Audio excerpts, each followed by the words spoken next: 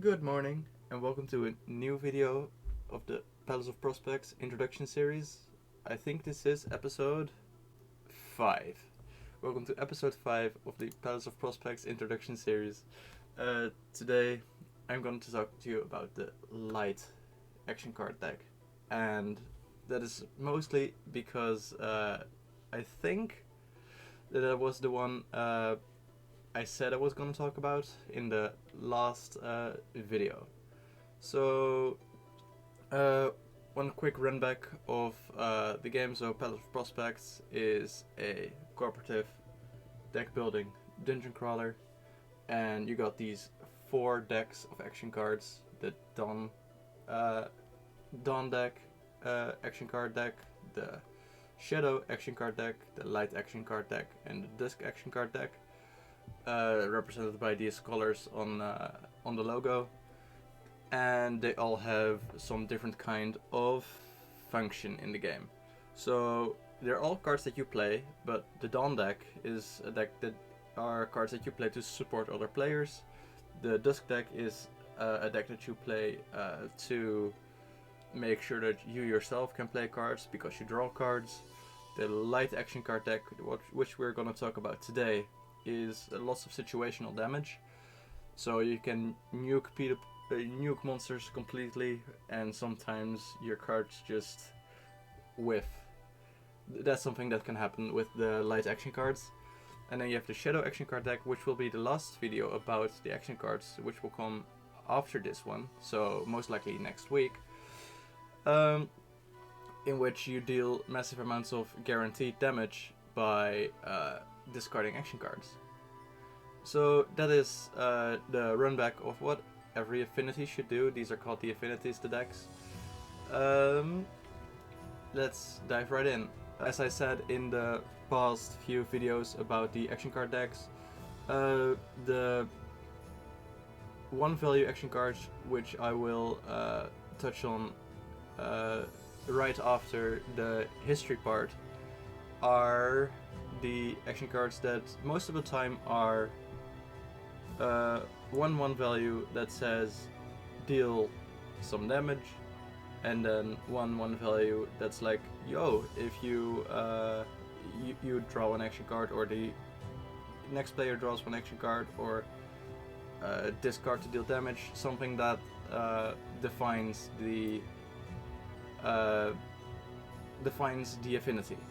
And the light and the shadow decks sort of challenge this method. So I want to talk to you first about the history of the light action card deck, and that's right here. I will shrink my camera. So already, this is the deck that changed the most between the very first iteration and right now. So you can see Charge, the 7 value light card, deal 12 damage. The next action card that is drawn because of another action card can be played instantly after drawing it. That is gone, that's something else now. Daydrinking is completely reworked. Sunlight is completely reworked.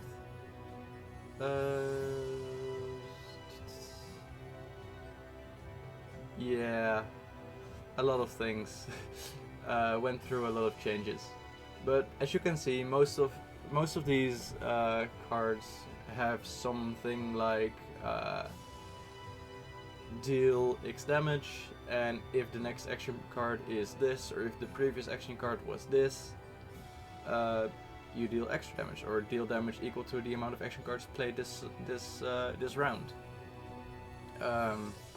So it all can do a lot of damage, but it won't necessarily.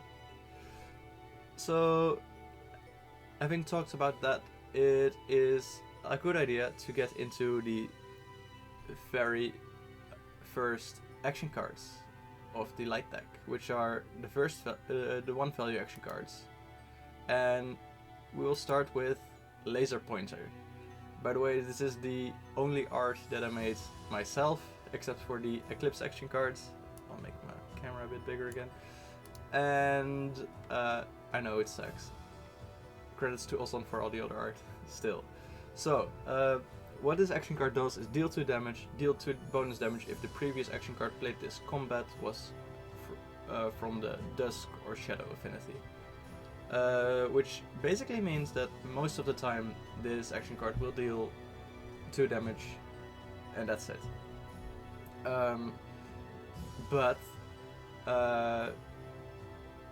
there is this thing called Affinity complementation in the game, and that is a method with which players can play action cards lower than the action card played before them if their action cards have, or if the action card they play has the right affinity. So in this case that means that if the player before you played a Shadow action card and it's a 3 or something like that, you can most likely play a 1 light action card. This is because on complementary affinities you can use your velocity stat, which defines the amount of value you can surpass the previous value with. Well, you can also use that stat to go below the previous action card if the affinity is complementary to the last one played. So this is between Dusk and Dawn. I play a 3 Dusk, the next player has a 1 Dawn, they can play the 1 Dawn if they want to. So in case you can play this via affinity complementation with Shadow, you can deal double damage. Or let's say the previous turn ended on a Dusk Shadow, on a Dusk action card, and you're the first one playing the next turn. That means you deal double damage as well. I don't think it has much more besides that in strategic value, because it's a 1 value action card, so it doesn't have to. And that's something I said in all the previous ones, and it won't be true necessarily for the Shadow 1 values, but next video you have to watch. So the next one is gonna be Magnifying Glass, and it does exactly what you think a Magnifying Glass would do. It deals a little bit of damage, but if the next action card played is a Dawn or Light action card, which basically means there's light coming through the Magnifying Glass, they deal their value as bonus damage.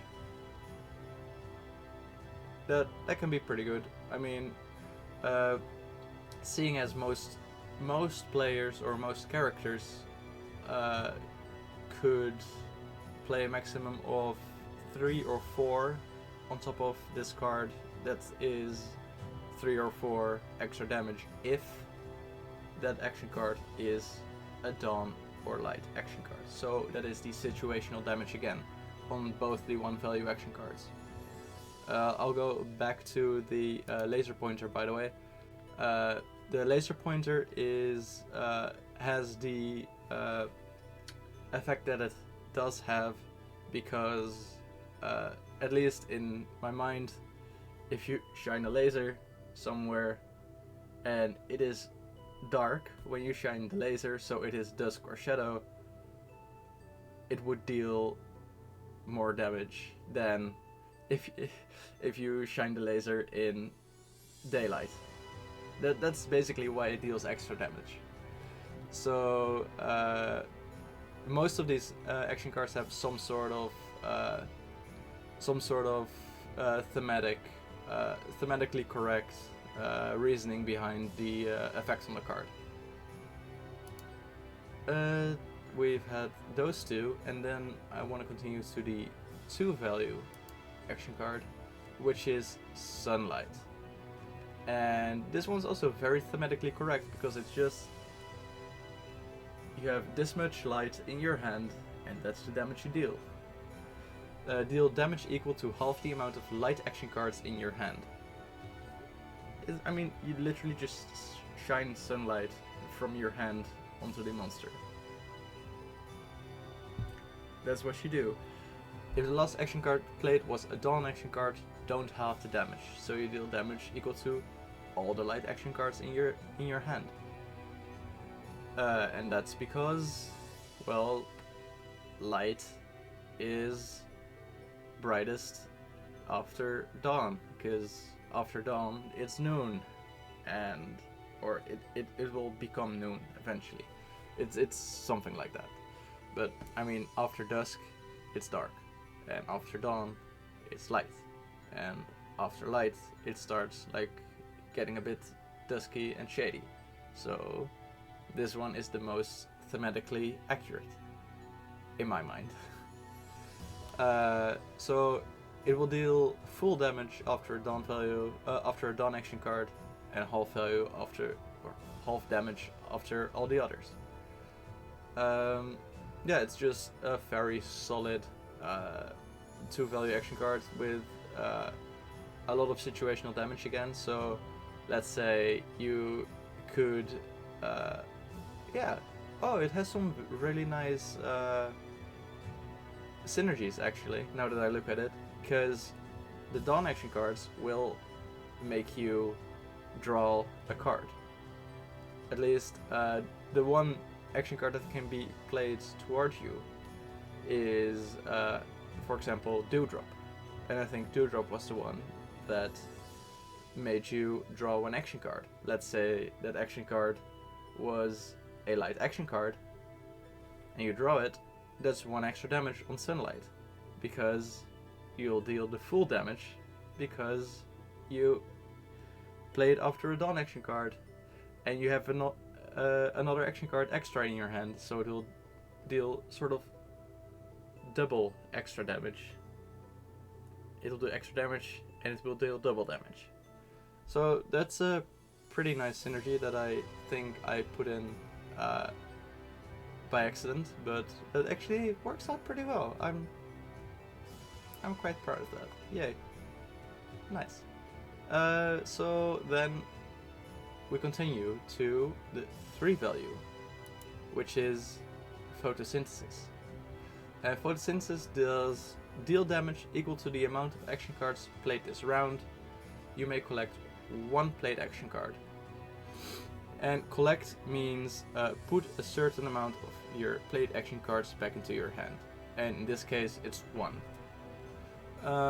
Deal damage equal to the amount of action cards played this round. It's basically, you count all the action cards played, deal that damage, and retrieve one of your played action cards. That's nice.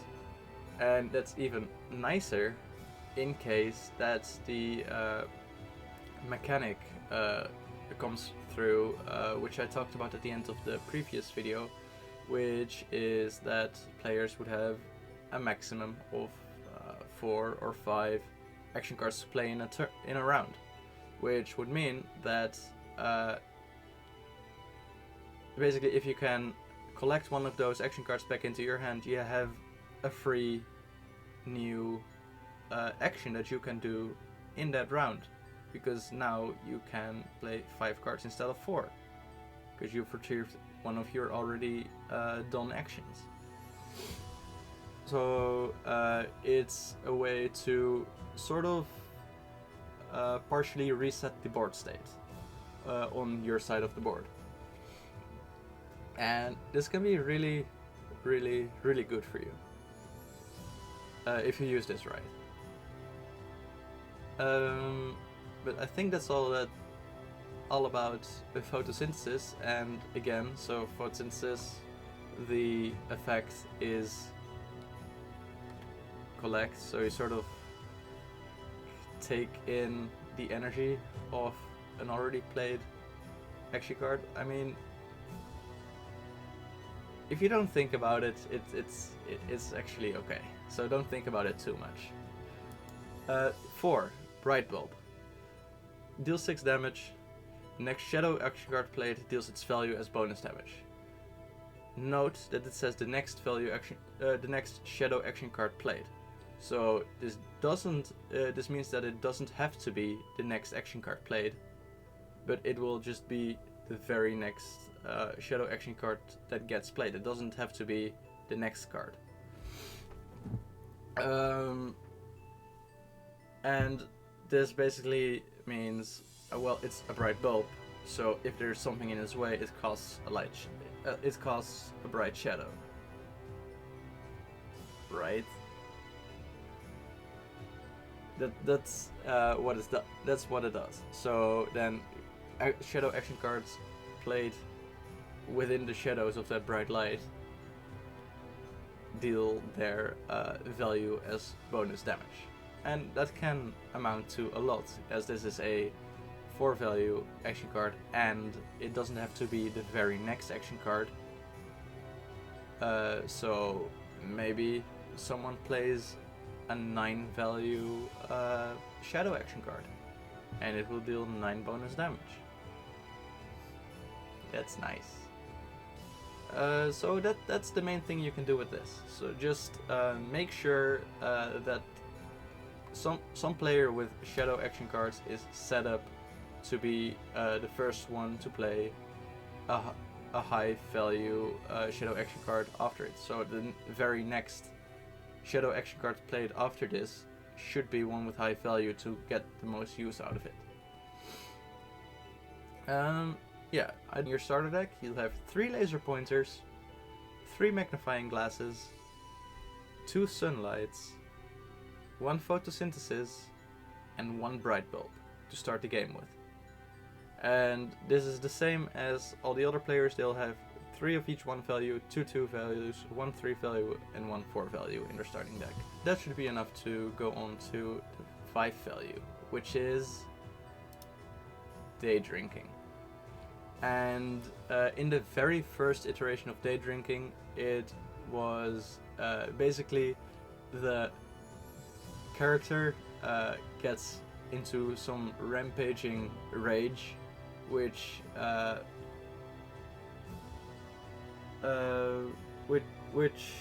makes it lay off action cards as they play action cards to deal the value of the laid off action cards as bonus damage every time.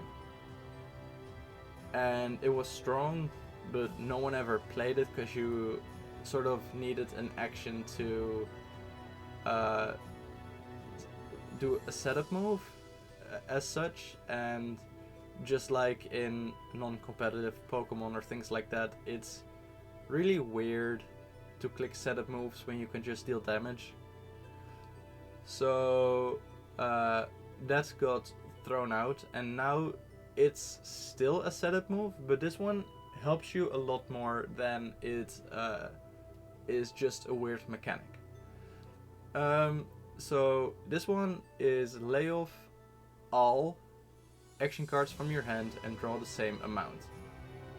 And these laid off action cards count as played action cards for all purposes. And that's pretty huge. But you lay off all action cards from your hand, so let's say you have 4 action cards in your hand, you lay them off, you draw new ones, and now you have 4 more played action cards for your what was it called? For your photosynthesis. Deal damage equal to the amount of action cards played this round. Well, let's say you have some sort of synergy that makes sure that you can play photosynthesis after Daydrinking, then you're set. You'll deal so much more damage. That's basically what it does, and it's also a way to sort of recharge your hand in case you can't really you don't really have any action cards that ensure that you can play in the future. So let's say you just have 5 1 values in your hand. You're screwed, most likely, because you can't do a lot.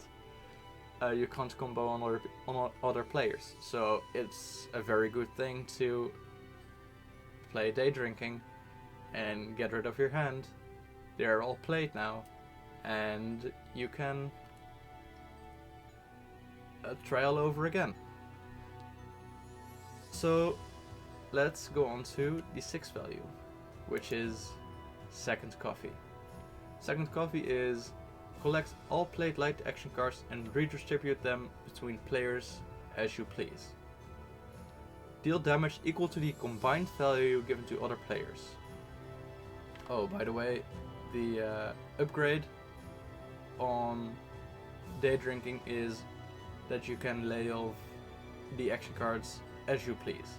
So let's say you have a lot of ones in your hand, but you also have an ace in your hand at this time. Well, get rid of your ones, keep your 8, draw nil.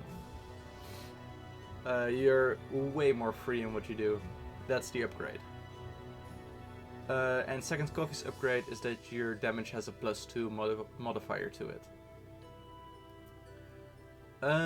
Basically what this does is it redistributes your played action cards or your played light action cards and the light action cards other people played to as many players as you want, or maybe you want them in your hand so you can play Sunlight afterwards, in case you think that will deal more damage than the combined value given to other players, which it will not most of the time, but this gives you a lot of options and it can enlarge your hand, or you can make it easier for other players to play action cards. And also, this is a way to clear up the board. So, what this means is basically, if players that don't start with the light deck, the light Affinity, collect light action cards through the game by drawing them when moving from floor to floor, they have a possibility to actually have more actions in a round. So because they'll all have their light action cards taken away from the action spaces, and to free up one more. So it might be pretty valuable for players to collect at least some light action cards so that they have more chances to play useful actions in their turn or during a round. Yeah, redistribute is split the collected action cards between all players and give them into their hands. So this is the same as with collect and most of the other keywords. Give them into their hand so they can play more easily. Playing into their deck doesn't ensure that they'll get it, so most of the time that won't happen. Because you'll need other cards to make them draw.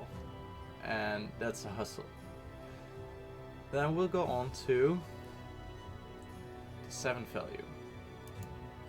And 7th value is Standoff, and this is one of my favorite action cards in the entire game.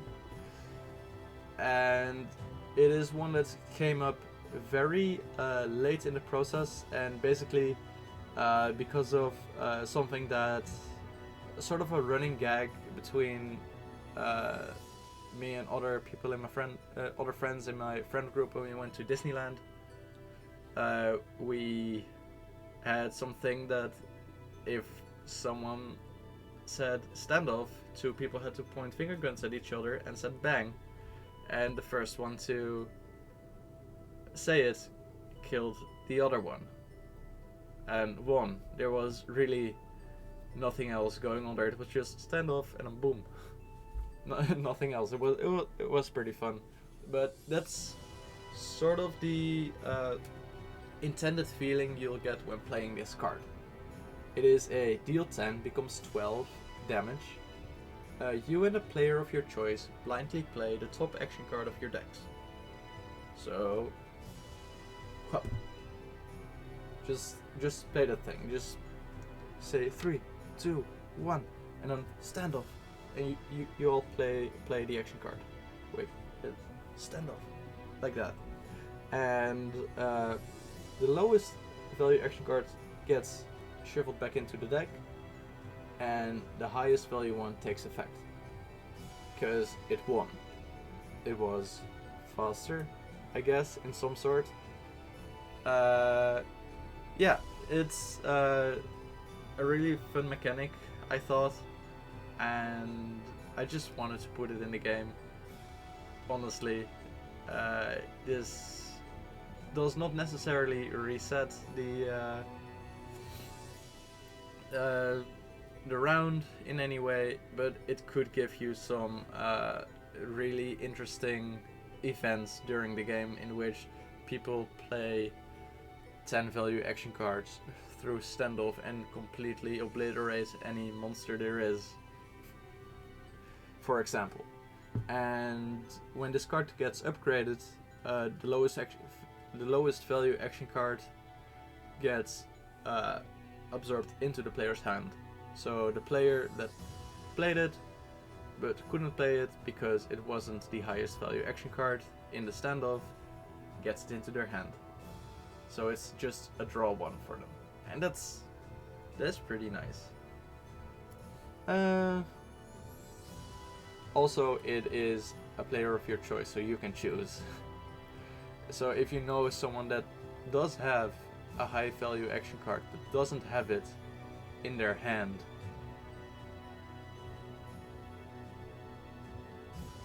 that's nice. You take the chances. Again, this is a pretty situational damage through the ability on the action card. So then we'll go on to the 8th value, and the 8th value is High Noon. And High Noon is basically what McCree does. It is the I don't know. I played Overwatch like a few times years ago, but it is you just all players lay off as many action cards from their hand as they want, and they deal their damage. So it's like just lay them all off, deal all their damage, and just hope it's a lot. So it deals 14 damage, it becomes 17 damage by itself, and it can do a lot more if people kind of build their decks to accommodate for this card. Yeah, it is also a really fun card to play. During playtesting, there's been times that this card deals 40 damage. It can get wild, but that's fun. That's the thing the light deck does. So yeah, it's supposed to. Up to 9 value, and this, I think, was a crazy one. Wait, it doesn't have the art yet? Let me see that. That's not right. That's weird. This is the one I was talking about. Let's just close this one then. Solar Flare. Deal 16 damage. Deal 4. Becomes 6 damage for every light action card played this round. It's just a lot of damage. It's tons of damage. Yeah. This can deal a lot.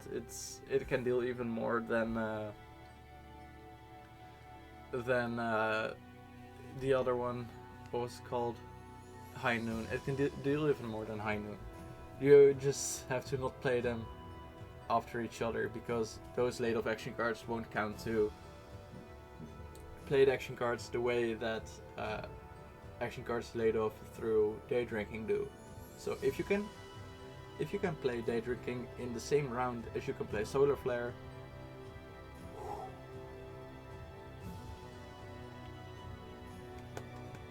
you've done it. You've done it. You won the game. Nice job. Just the monsters can pack up and go home, or well, they can't because they died. But it's a massacre. Yeah, not much more. It's just a synergy with Daydrinking in your deck. And then we go to 10 value, the ultimate light action card. It is a. I'll just show it. This is a reference to Escanor in Seven Deadly Sins. Like, did one move the one? I don't even know. Didn't really like the episode, but I mean, it's kind of powerful. So this one's called The One. Please don't copyright. Collect 4 played action cards and play them in any order, no matter their affinity or value. It's literally just pop, get this one, get this one, get this one, get this one, play, play, play, play. You get to play 4 action cards for free. Nice. So yeah, this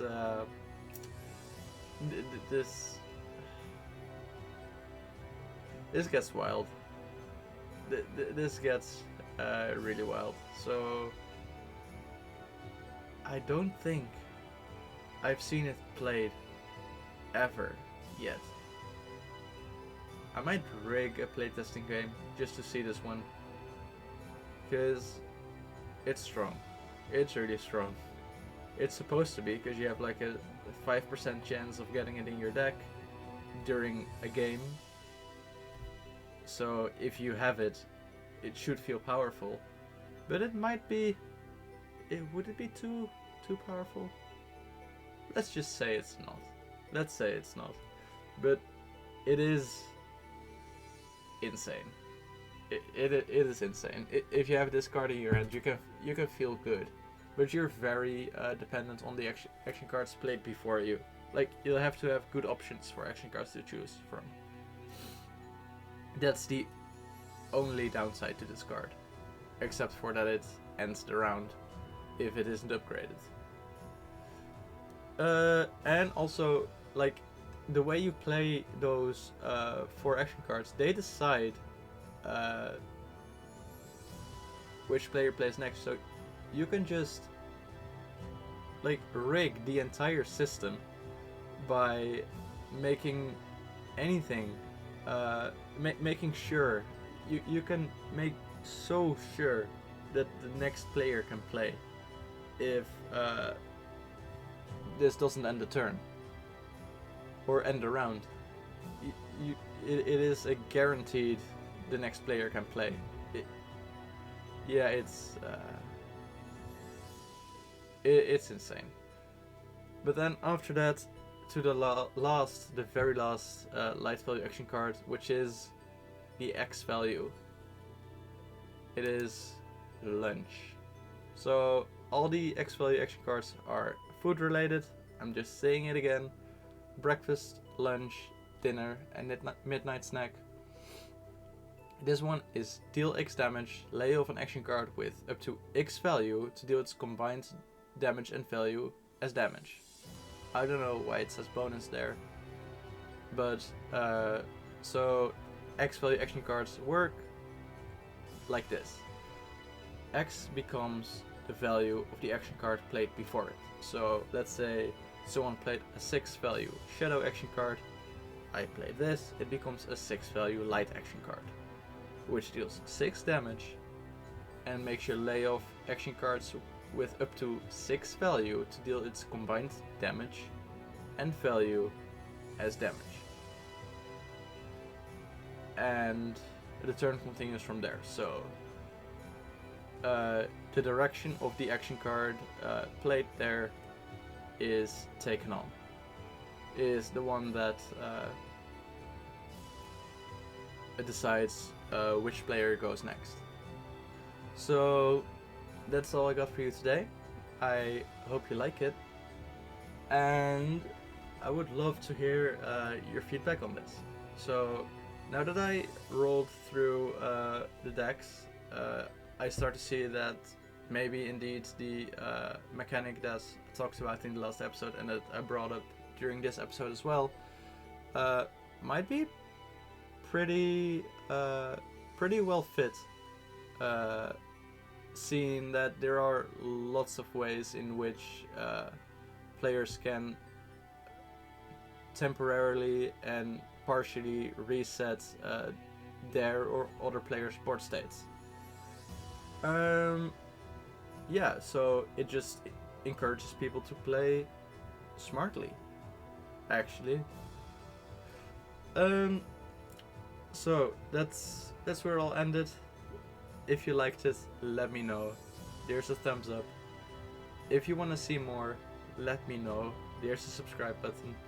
If there's been no one in the comments yet, let me know. Reply first. If you're second, you know what to do. And give me all the feedback you want.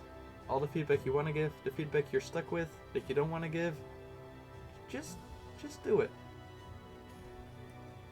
Nobody's holding you back. You're the only one holding yourself back. So, that's gonna be it. Have a nice day, and I'll see you in the next video.